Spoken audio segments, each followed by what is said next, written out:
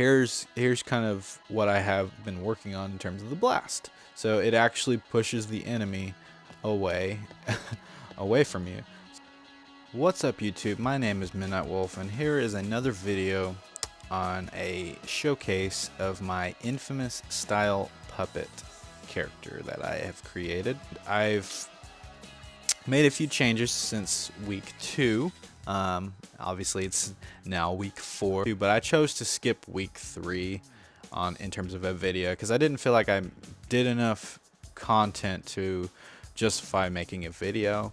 So I just chose to lump 3 and 4 together in one video to really justify having a quality size content to show off. In week 3, I wanted to get more inspiration on Infamous, so I went back and played some of the Infamous games to get kind of a feel for how everything works and whatnot.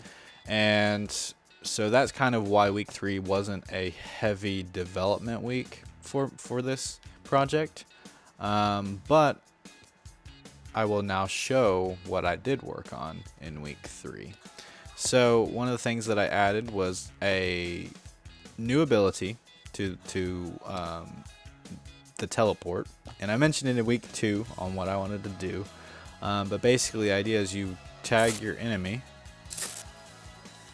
you press square, and it lets you know that they've been tagged, and then you grab a point on like anywhere in the world, and if you held L1 and triangle, they teleport to that point. And the idea would be that basically that you can teleport a big guy that's heavier, tankier, whatever you want to call them, away, so that way all you have to do is fight the little grunts that are around, and that way by the time the big guy comes back, you can just do like one-on-one against the big guy instead of having to fight the big guy and a bunch of little guys. So that's kind of the idea, or kind of why I wanted to do that certain ability. But that ability, I'm planning on making it an ultimate ability, an ultimate attack, because that's a pretty powerful ability. So it'll probably use up like all energy, or maybe half energy to utilize. But that's kind of what I've decided to do for that ability. I also added a simple AI mechanic where the puppet is detected through line of sight, and also you have to be kind of in front of the puppet before they are detected. So if you move in front of him, he turns and starts chasing after you. Now I have it set up to where if you break line of sight, he will still follow you for 2 seconds, and then after 2 seconds, if he doesn't detect you anymore, then he kind of stops. So now he's kind of stuck on the wall. Ideally, what I would do is make it to where once the line of sight is broken, then he would just go into roaming state and just kind of roam around. Or if I have a specified post that I want him to go to, then he would just go back to his post, kind of thing. But right now he gets stuck on the wall, which is fine. I'm not, this isn't really about an AI showcase. It's more about just getting a puppet that is functional to kind of test all my abilities on. So that's kind of the idea. But another form of detection is if any kind of damage is dealt to him, at least at the current state, then he is alerted of your direction, and he turns, and now he chases after you. So that's kind of another thing that I've added to the AI to kind of make it to where he knows to chase after you. Now if you notice on the right hand side of the screen, you notice a number that keeps shifting, and that's volume. So and it's tied to the left joystick. So if you kind of barely push up on it, it'll be kind of a lower number. But then if you do full power, full sprint, it goes up to like 75% volume. And the idea of that will eventually be to where if you sneak up on an enemy, you have to be within a certain range of volume. And then if you exceed that range, then the puppet will turn around and be alerted of you. But I'm wanting to add a little bit more stealth elements than what Infamous 1 and 2 had. So that's kind of one of the things that I'm wanting to add, so you can be detected based off of volume. So that's kind of one of the things that I will eventually add, maybe to the AI. But once again, this is more of the main character than AI, so I'm not really too worried about it. But the idea is to have a puppet that will follow me around, so that way I can practice the abilities on him, test them out, make sure they all work, and whatnot. So in terms of week 3, that's pretty much all I had. So you can kind of see why I didn't really feel comfortable posting a video with just that amount of stuff.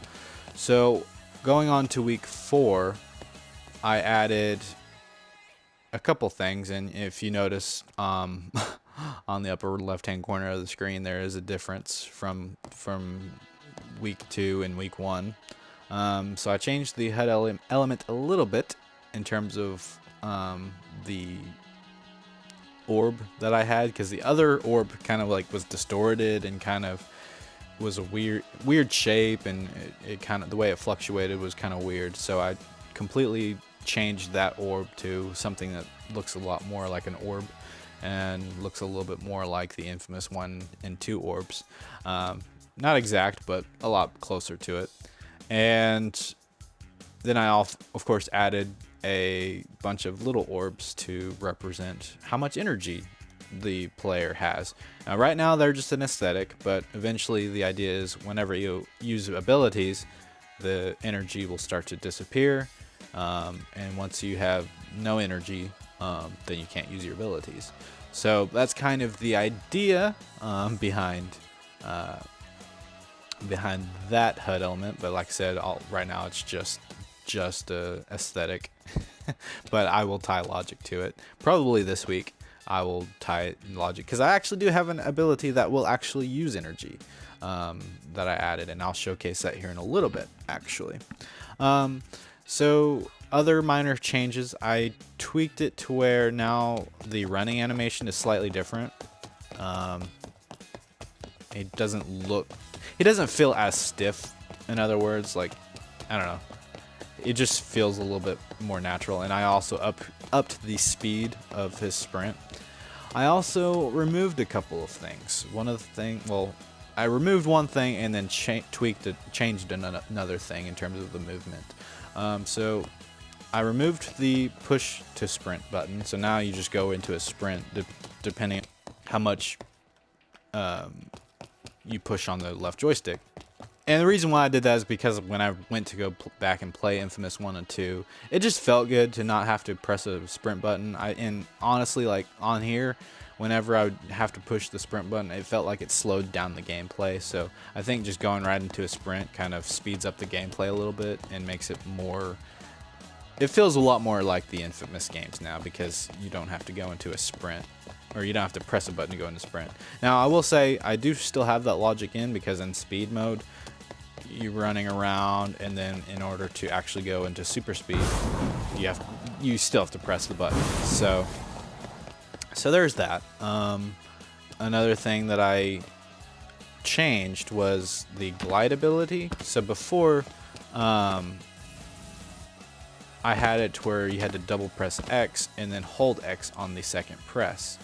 I wanted to do that to keep it different, but I also didn't want the R1 button, since I have it as a bind to another key, or for other pieces of logic. I didn't really want that to interfere too much, but it really doesn't interfere, at least currently. So I mean, as long as I don't push any other buttons, it doesn't really interfere. Plus, if I'm already holding R1, I can change my movement mode while I'm gliding. So that's another decent feature so about changing it to R1. But R1 was the button that you pushed in Infamous 1 and 2. So once again, I wanted it to feel a little bit more like Infamous, and it just feels better. Plus, you're able to free up your thumb, so you're not having to hold down X, and it allows you to aim better, and you're able to look around while you're gliding around. So that's another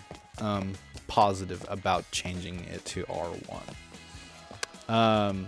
So now the ability that I mentioned earlier when I was talking about the energy orbs has to do with one of Cole's abilities that he has, and that is his blast ability. Now right now it just functions. I don't have any really visual feedback and about this ability other than like a simple like push animation, but here's kind of what I have been working on in terms of the blast. So it actually pushes the enemy away away from you, so you can kind of mess around with that, and it's dependent on what direction that you're facing. So if you're facing this way, he goes flying. If you're looking up, he actually goes higher. So it actually behaves similar to how Infamous behaves in terms of the blast ability, and that particular ability is used for crowd control. So if you're feeling overrun by a bunch of enemies chasing after you, you can just blast them away.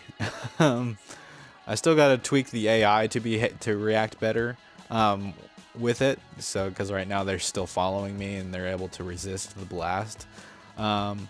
But the ideal would be to make it to where they stop looking at me, or to where I can get it to where they maybe ragdoll a little bit. So, but that'll be probably later down the road, because that's not really a big priority right now. I just need it to work, and then getting the AI to react to it is kind of a side thing anyway. So it's not really what the main focal point of this character is. And then in terms of a few minor changes, I did add the same sound effect that you used to glide. I just added it to the flight mechanic, so now it has a sound effect, which I don't know, I'm not totally sold on it yet, because right now the sound effect might get annoying if all you hear is just the static sound every time you fly. I don't know, that could be just the drawback to using flight, is that it's annoying to use. No, I'm just kidding. But no, I don't know, I'm still gonna probably tweak that and make it to where it's not as annoying to glide, but I kind of wanted to try to imitate Infamous 1's glide sound effect. So, and it's pretty close to it. I think it sounds pretty good. And so this whole flight mechanic is basically an upgraded version of the glide. So I'm not going to have it to where you're like Superman flying around. No, the whole idea is just to glide around and maybe use it for a combat advantage, that sort of thing. Not necessarily to get around the map, even though you can use it to get around the map. But that's kind of the idea. But I think that's probably it in terms of what I've gotten done these last couple of weeks. You know, I do want to do a game with this character, so I may not post it until after I finish the game. Anyways, if you liked this video, please leave a like. If you have any suggestions on anything, I mean, it could be adding an ability that is similar to the Infamous abilities, or something that you want me to focus on to kind of help drive this content, please leave a comment. I think that would be great. So anyways, thank you so much, and have a wonderful day.